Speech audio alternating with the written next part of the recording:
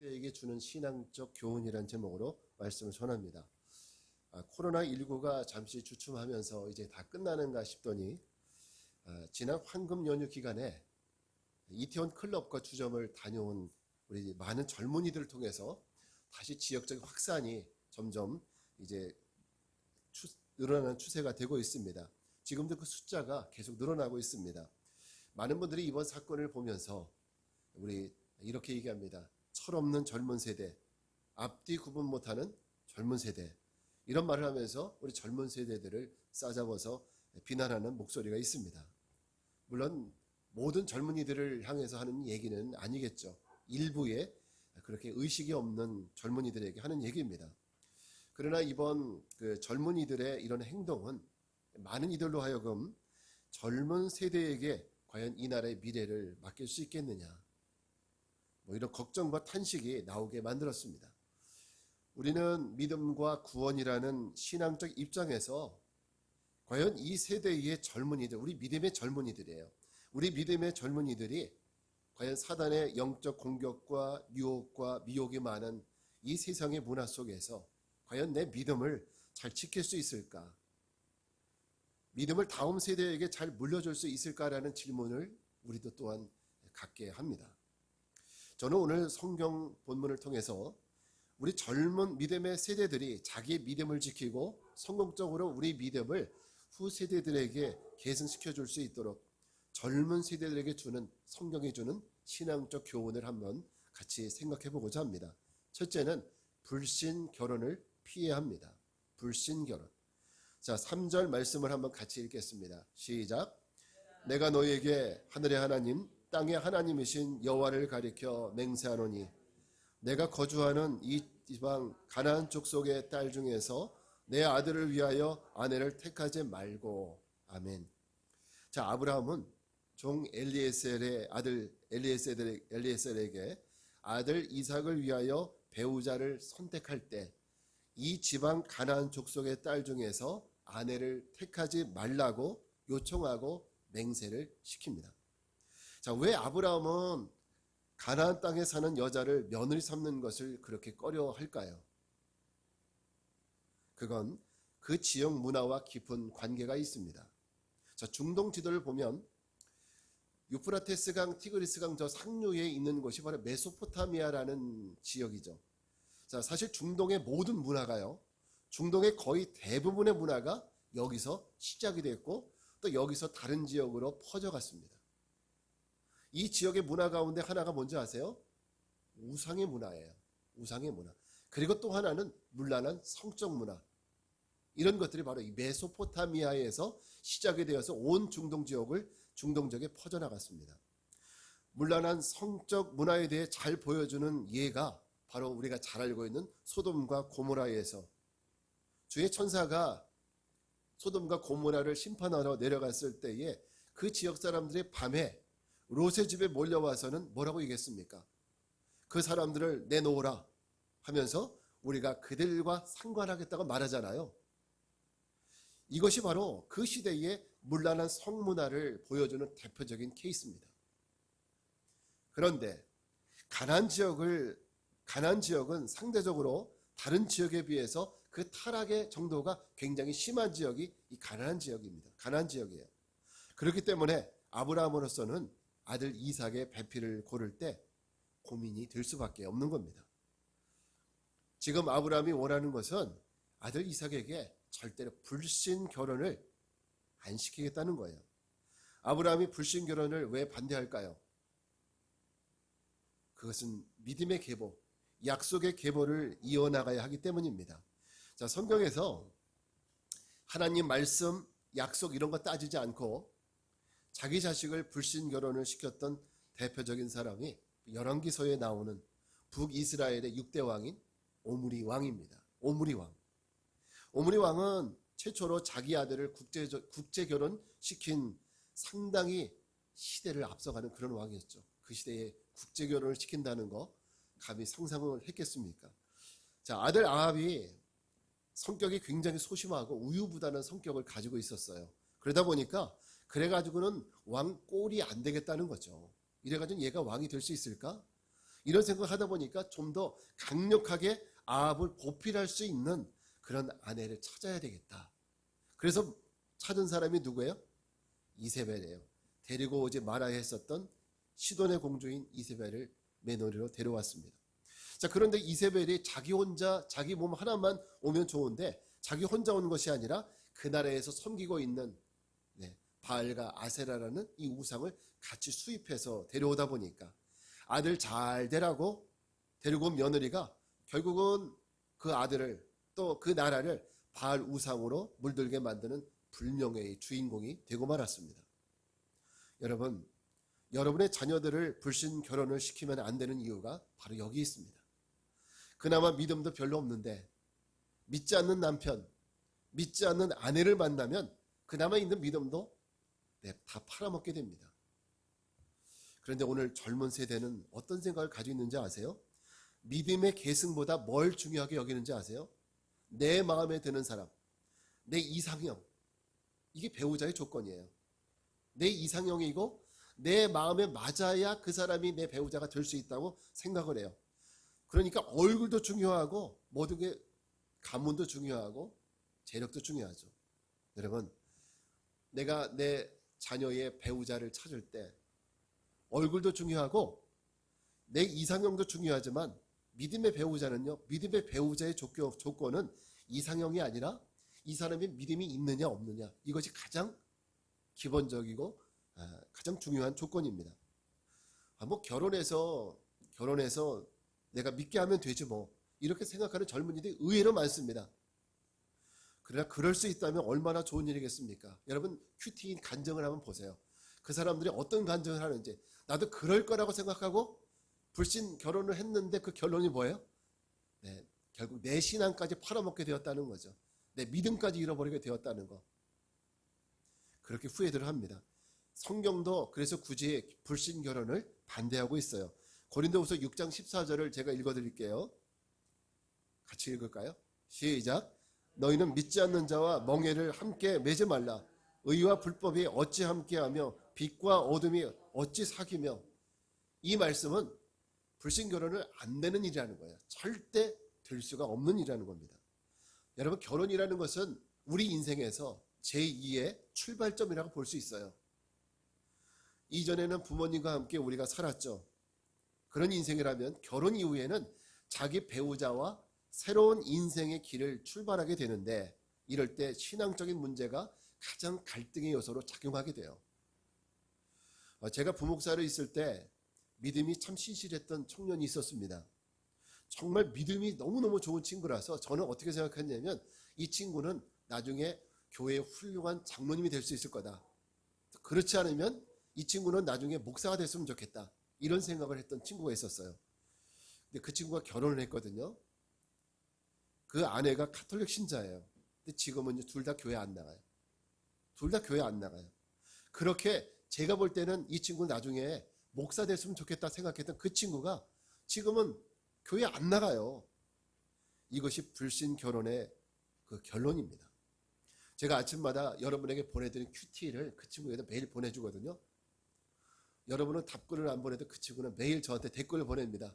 목사님 감사합니다. 저도 깨닫습니다. 이렇게 자꾸 보내요. 깨달으면 뭐해? 실천은 안 하는데, 적용이 안 되는데. 여러분, 불신 결혼은 절대 시키지 말아야 합니다. 자녀의 인생, 세상적 성공이 아닌 믿음에 성공하는 삶을 살게 하십시오. 믿음의 배필을 위해서 지금부터 여러분 기도하셔야 돼요. 지금부터. 아직 내 자녀가 예수 안 믿는 자녀들 있죠. 지금부터 기도하셔야 돼요. 그래야 그 친구도 예수님을 영접하게 되고 또 예수 믿는 배우자를 만날 수 있습니다. 지금부터 기도하셔야 돼요. 여러분, 그러면 반드시 기도의 열매를 맺게 될 줄 믿습니다. 자, 두 번째는 죄악된 삶으로 돌아가지 말라. 성경이 주는 두 번째 교훈입니다. 절대 죄악된 삶으로 다시 돌아가지 말라. 6절 말씀을 같이 읽겠습니다. 시작. 아브라함이 그에게 이르되 내 아들을 그리로 데리고 돌아가지 아니하도록 하라. 자, 아브라함의 종 엘리에셀이 주인에게 묻습니다. 만약 그곳에 있는 여자가 이곳으로 따라서 오려고 하지 않으면 그러면 내가 주인의 아들을 데리고 그곳으로 가도 되겠습니까? 이렇게 묻습니다. 아브라함이 뭐라고 얘기합니까? No, 절대 안 돼. 절대 안 된다고 말합니다. 왜요? 왜 그렇습니까? 그것은 아브라함이 나온 고향 땅이긴 하지만 그것은 죄와 우상의 본거지니까요. 죄와 우상의 본거지니까. 아브라함의 아버지 데라가 갈대아 우르에서 우상을 찍어파는 장사를 할 정도로 그 지역은 우상이 만연한 지역입니다. 아브라함은 고향이 아무리 좋아도 영적으로 타락한 우상의 도시로 돌아가는 것은 절대 있을 수 없는 것이라고 생각했기 때문입니다. 제가 목사 안수 받을 때요. 그러니까 전도사회에서 목사가 될 때 목사 안수식을 하는데 그 과정은 정말 엄숙한 과정입니다. 아주 거룩하죠. 저기 오 목사님도 계시지만은 목사 안수 받을 때 정말 마음이 특별하죠. 정말 특별하죠. 목사 안수를 받기 위해서 교육을 받았는데 그때 강사 목사님이 그런 말씀을 하셨는데 아직도 저는 기억에 남습니다. 이런 말씀하세요. 그분이 말하기를 여러분은 이제 다시 돌아올 수 없는 건널 수 없는 강을 건넙니다. 여러분 이 뜻이 뭔지 아시겠어요? 무슨 뜻인지 좀 받아들여져요? 안 받아들여질 거예요. 무슨 말인지. 근데 목사가 되는 것이 목사 안수를 받는 우리는 그 말을 듣는 즉시 이게 무슨 뜻이구나 이해가 되더라고요. 딱 와닿는 거예요. 마음속에. 목사가 되는 것이 너무 엄중한 일이기 때문에 다시 되돌릴 수 없는 순간이라는 거죠. 만약에 지금 자신 없고 또 그리고 그만두고 싶으면 지금 그만둬라. 안수 받기 전에 지금 그만두라는 거예요. 할 수 없으면 자신도 없고 그리고 할 마음도 없으면 그만두고 싶으면 지금 그만두라는 겁니다. 마지막 기회라고. 안수 받으러 올라가기 전까지 안수 안 받을 사람 내려오라고 다시. 그만큼 엄중하다는 얘기예요. 여러분 그거 아십니까? 여러분도 이미 다시 돌아갈 수 없는 강을 건너오셨어요. 저와 여러분이 나온 그곳은 죄가 가득한 죄의 소굴이었습니다. 머리끝부터 발끝까지 우리는 죄에 물들어 살았습니다. 성경은 그때 우리의 아비가 마귀였다고 그래요. 우리의 아비가 마귀가 우리 아버지였다고 그래요. 그런데 우리가 이젠 과거의 삶을 정리하고 내가 이제 예수님을 믿어야지 이렇게 결단했을 때 저와 여러분은 다시는 건너갈 수 없는 그 강을 건너오셨습니다. 무슨 얘기인지 아십니까? 이제 다시 그 죄로 과거의 삶으로 마귀의 전혀로 돌아가면 안 된다는 얘기고요. 또 돌아갈 수도 없다는 얘기입니다. 여러 번 갈 수 없는 강을 건너오셨기 때문에 이젠 그곳으로 돌아갈 수 없습니다. 여러분 혹시 그런 얘기 들어보셨죠? 전라도 신안의 한 섬에 새우배를 탔다가 끌려가서 40년 동안 노예처럼 소금 만드는 일을 했다가 극적으로 구조된 사람의 이야기 PD수첩 이런 데 나왔잖아요. 근데 여러분 그 사람이 10년이 지난 뒤에 그때가 그립다 그때로 돌아가야지 이런 마음이 들까요? 정말 비극적인 그런 삶이었는데 그런 마음이 들까요? 그럴 수는 없는 거죠. 하나님은 저와 여러분을 그렇게 죄의 종로를 타던 그곳에서 또 그 죄와 사망의 소굴에서 꺼내주셨습니다. 그런데 지금 내 삶이 조금 어렵다고 내가 조금 지금 힘들다고 다시 그리로 돌아가시겠습니까? 과연 그렇게 하고 싶으십니까? 그거는 기름을 안고 다시 불구덩이 속으로 뛰어드는 것과 같은 무모하고 어리석은 일입니다. 여러분 예수를 믿다가 힘들어도 너무 참기 힘들어도 그곳으로 들어가면 안 됩니다. 옛날 우리 선조들은요. 한번 시집간 딸이 남편과 싸우고 그리고 짐 싸가지고 집으로 오면 집으로 들이지도 않았답니다. 그리고 성경적이진 않지만 어른들이 뭐라고 얘기했는지 아세요? 그 자리에서 쫓아내시면서 그 집 땡땡이가 되거라 그랬대요. 그 땡땡이가 뭔지 아시죠? 성경적이지 않기 때문에 말을 안 하는 거예요. 이거는 어쨌든 그렇게 내쫓았다는 거죠. 여러분 성경은 예수를 믿는다고 해서 우리가 걸어가는 길이 꽃길이라고 얘기하지 않아요. 오히려 예수를 믿고서도 우리가 걸어가야 할 길은 너희들이 걸어가야 할 길은 좁은 문이고 협착한 길이다. 이렇게 말씀해 주셨어요. 설령 그 길이 마음에 안 들고 너무 힘들어도 우리는 그 길을 가야 한대요. 왜? 그 길 끝에 구원이 있으니까요. 그 길 끝에 그 길을 걸어가야 그 길 끝에 구원이 있으니까. 저는 분명히 말씀드렸습니다. 여러분, 어떤 일이 있어도 과거로 돌아가면 안 됩니다. 불신앙으로 돌아가면 안 됩니다. 힘들면 예수님의 십자가를 생각하세요. 그래도 억울하면 하나님 앞에 나와서 눈물을 흘리세요. 그게 내가 사는 길임을 잊지 마시기 바랍니다. 내 모든 억울함과 분통함을 호소할 수 있는 대상은 세상 사람들이 아니에요. 하나님 앞에 나와서 하나님께 눈물을 흘리면서 하나님 앞에 호소하는 거예요. 그게 우리 신앙인들이 내 모든 삶의 어려움들을 해결해 나가는 방법입니다. 목사님, 저는 절대 죽어도 예수님 인제는 안 떠납니다. 이렇게 말씀하고 싶으시죠? 저도 그런 얘기는 그동안 많은 신앙인들에게 들었습니다. 많은 성도들에게 목사님, 저는 절대 안 떠납니다. 베드로처럼 그런 얘기 다 해요. 그런데 그걸 아셔야 됩니다. 그 고백이 믿음이 아닌 건 아니지만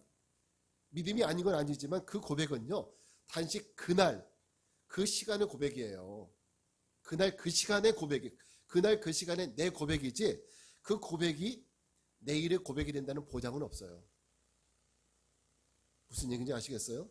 솔직히 여러분, 그렇죠. 처음에 우리가 예수님 처음 믿었을 때는 야, 내가 주님을 위해서 이 몸을 불살르리라, 이런 생각을 했었는데 지금 어떤가요?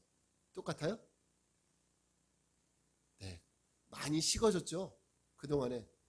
또 지금은 좀 생각을 해볼게요. 하나님, 우리 이렇게 바뀌었어요. 내가 힘들고 어려울 때 이 손 놔버릴까? 이런 생각 드시죠? 보십시오. 난 예수님을 절대 안 떠납니다. 나는 주님만 믿고 의지합니다.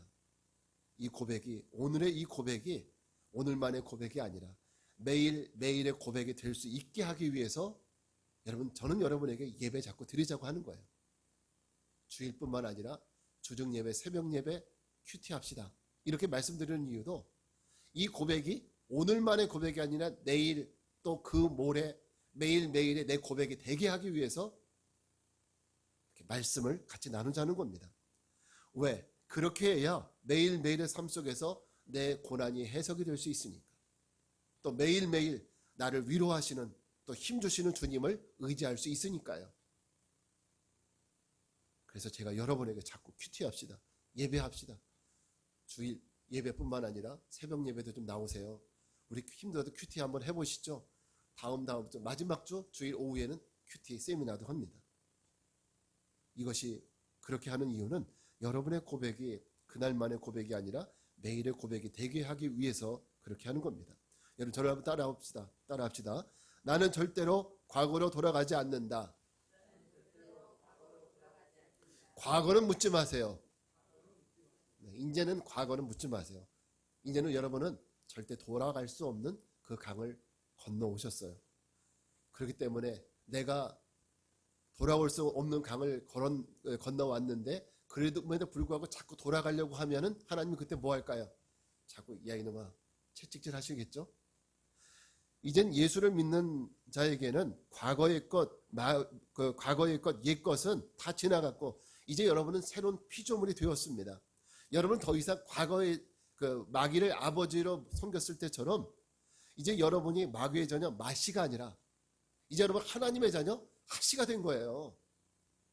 이제 마씨가 아니에요. 하씨. 하나님이 우리 아버지가 되셨으니까. 여러분 이것을 잊지 마시기 바랍니다. 마지막 세 번째, 이 세대 젊은이들에게 주는 하나님의 신앙적 교훈은 믿음의 서약을 기억하라는 거예요. 믿음의 서약. 자, 9절 말씀을 한번 같이 읽겠습니다. 시작. 그 종이 이에 그의 주인 아브라함의 허벅지 아래에 손을 넣고 이 일에 대하여 그에게 맹세하였더라. 저는 여기서 그 맹세하였다라는 이 말에 방점을 찍습니다. 이제 아브라함과 종 엘리에셀 사이에 언약이 맺어져요. 서약이 맺어져. 맹세가 이루어집니다. 그거는 뭐였던 것이었습니까? 이삭의 아내를 데려오되 내 아들을 그리로 데려가지 말 것, 이거예요. 아브라함의 종 엘리에셀은 이 미션을 수행하면서 일이 잘 되지 않더라도 이 맹세를 기억해야 됩니다. 그리고 이 맹세대로 해야 돼요. 자기 마음대로 하면 안 돼요. 자기 마음대로 하면 안 됩니다. 이 맹세대로 해야 돼요. 그죠? 이게 바로 맹세잖아요. 이게 바로 서약이죠. 그대로 해야 되는 것이. 지난주에도 개는 훌륭하다 말씀을 드렸지만은 요즘 그걸 보면 참 우리 인간이 개보다 못하구나라는 생각을 할 때가 있어요. 삶의 행동이나 모든 면에서 말입니다. 보통 우리가 말하기를 집에서 정리도 잘 안 하고 행동도 막 자기 마음대로 하면 그러면 사람들이 뭐라고 얘기하는지 아세요? 보통 이렇게 얘기합니다. 이거 개판 아냐? 뭐 이런 얘기하죠. 개판이라고. 보통 군대에서 이런 말 하는데 여러분 근데 여러분 그렇게 말하면 그거는 개를 모독하는 말입니다. 무슨 말인지 아시겠어요? 개는 훌륭하다를 보면서 개에 대해서 알아가다 보니까 여러분 개는 개판으로 안 살더라고요. 문제는 개는 개판으로 안 살아요. 개가 움직이고 활동하고 그리고 걔네들이 하는 모든 행동이 그것은 그냥 움직이는 것이 아니라 그 아이들 사이에는 규칙이 있더라고요. 규범이 있어요. 특히 개를 4마리 이상 키우면은요 자기들 사이의 규범, 서열, 질서가 분명해요. 그 질서 안에서 움직이는 거지 개판이 아니에요. 그래서 개를 조련하는 조련사는요 개들이 뭔가 문제가 생기잖아요. 그럼 뭘 바꿔주는지 아세요? 그러면 걔네도 규범이 깨진 거예요. 그러면 가서 그 규범을 제대로 세워만 주면 개는 질서 있게 움직여요. 오히려 규범 없이 움직이는 건 개가 아니라 인간이죠. 그래서 저는 인간이 개보다 못하구나라는 생각을 하는 겁니다. 어쩌면 개들은 자기들 사이에 규범이 깨지면 자기들 사이에 아마 대장되는 개가 이렇게 얘기할 거야. 야, 너희들이 사람이냐? 그렇게 규범 없이 움직이게? 이럴지도 몰라요. 얼마나 모욕스러운 얘기입니까? 여러분 규범은 언약이고 서약입니다. 반드시 지켜져야 될 거예요. 오늘 아브라함과 그정 엘리에셀의 서약이 비가 오나 눈이 오나 바람이 부나 반드시 지켜져야 하는 것처럼 여러분과 하나님 사이에 맺어진 그 서약도 반드시 지켜져야 합니다. 여러분은 하나님과 어떤 서약을 하셨습니까? 결혼식을 하는 사람은 소위 100년 서약이라는 걸 하죠. 100년 서약. 그래서 평생 검은 머리가 하얀 팥뿌리가 되도록 헤어지지 않겠다고 서약을 하는데요. 그런데 어때요? 요즘 우리 사회는 그 서약이 잘 지켜지나요? 100년 서약이 어떻습니까? 안 그렇죠? 안 그렇잖아요. 그죠? 그러니까 우리가 개보다 못하다는 거예요. 그러니까 개도 질서를 지키는데 우리는 그 서약 안 지키잖아요. 그게 문제인 겁니다. 우리가 개보다 더 개판으로 살고 있는 걸 알 수 있는 거예요. 여러분 하나님과의 서약 소중히 여기시고 지키십시오. 이혼하면 안 됩니다. 왜? 하나님 앞에서 우리는 안 헤어지겠다고 서약했으니까. 그렇잖아요. 결혼 우리 예배 드릴 때 안 헤어지겠다고 서약했잖아요. 그러면 어떤 분은 난 결혼할 때 예수 안 믿었는데요. 그럼 괜찮죠? 아닙니다. 내가 결혼할 때 예수를 믿었든 안 믿었든 이혼은 하나님의 뜻이 아니니까요. 하나님의 뜻이 아니니까 하면 안 되는 겁니다. 요즘 주말 드라마 한번 다녀왔습니다. 난 그게 뭔 뜻인지 몰랐어요. 나중에 가만히 생각해 보니까 뭐 학교 직장 다녀온 것이 아니라 무슨 뜻인지 아시죠? 한번 다녀왔습니다. 그 집을 보니까 자식이 4명인데 3명은 이혼당하고 1명은 파혼당했어요. 그 집 부모의 마음은 어떨까요? 얼마 전에 텔레비 보니까 1명 마지막 이혼당했어요. 그 엄마가 그 충격 때문에 집을 나가잖아요. 과거에는 이런 소재가 드라마에 나올 수 없는 주제였지만은 이제는 이런 주제가 드라마에 나와도 전혀 이상하지 않는 이혼이 보편적으로 받아들여지는 세상에 우리가 지금 살고 있습니다. 그러나 그래도 이건 하나님 앞에서는 정상이 아닙니다. 하나님 말씀과는 어긋나 있습니다. 언약, 서약은 지켜질 때야 비로소 가치가 있는 것이지 무슨 일이 있다고 해서 손바닥 뒤집듯이 그렇게 뒤집어 버린다면 그건 서약도 언약도 아닙니다. 저는 한 가지 하나님과 서약한 것이 있었어요. 지금도 그때 그 맹세를 잊지 못합니다. 제가 군대에 다녀와서 교회를 다니기 시작했다고 그랬잖아요. 제가 다니던 교회가 시골 교회였어요. 그때 저희 아내는 그 교회에서 어린이집 교사로 터줏대감이었어요. 그래서 밑에 후배 교사들을 개잡듯이 탁탁 붙잡고 그렇게 했었고 교회 청년부에서도 저보다는 한참 선배였죠. 제가 처음 예수를 믿어야 되겠다고 결심하고 저희 친구와 함께 교회에 나가기 시작했는데 그때 담임 목사님이 저에게 정말 신기했나 봐요. 남들은 오라고 해도 안 왔는데 저는 제 발로 걸어 들어갔거든요. 자, 그러면서 저하고 친구가 목사님에게 이렇게 약속을 드렸어요. 목사님, 저희는 이제 절대 교회를 떠나지 않을 것이고, 그리고 이 교회의 대들보가 되겠습니다. 근데 목사님이 좋아해야 되잖아요. 이게 무슨 멍멍 같은 소리인가, 그렇게 들으신 것 같아요. 아니, 처음 들어온 사람이 처음 들어오자마자 그런 얘기를 하니까 여러분 같으면 뭐라고 생각하겠어요? 얘가 혹시 밥을 잘못 먹고 왔나, 이런 생각할 거 아니에요. 근데 그거는 사실은 목사님에게도 한 얘기였지만은 하나님께도 드린 약속이었습니다. 근데 그 후에 저는 믿음보다는 사실 내 열심을 가지고 열심히 일하면 되는지 이런 생각을 했어요. 그래서 주일날 낮에는 열심히 차를 운전해서 교인들을 수송을 했고요. 예배 때는 성가대도 했고, 그리고 또 토요일 날은 교회 학생들을 가르치는 교사도 했고요. 청년부에도 회장까지 하는, 제가 감투를 굉장히 많이 썼어요. 그때는 저희 아내가 그것 때문에 반해서, 저는 열심히 하는 청년이니까 진짜 믿음이 있는 줄 알고 속아서 그렇게 결혼을 한 것 같아요.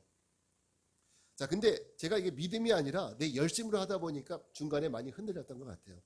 사람들이 내 열심을 안 알아줘요. 그렇게 열심으로 그렇게 해도 잘 안 알아줄 때 서운한 마음이 들어서 그만둘까 생각도 들고, 또 누군가가 저에 대해서 안 좋게 말하면 또 그만둘까 생각하기도 했습니다.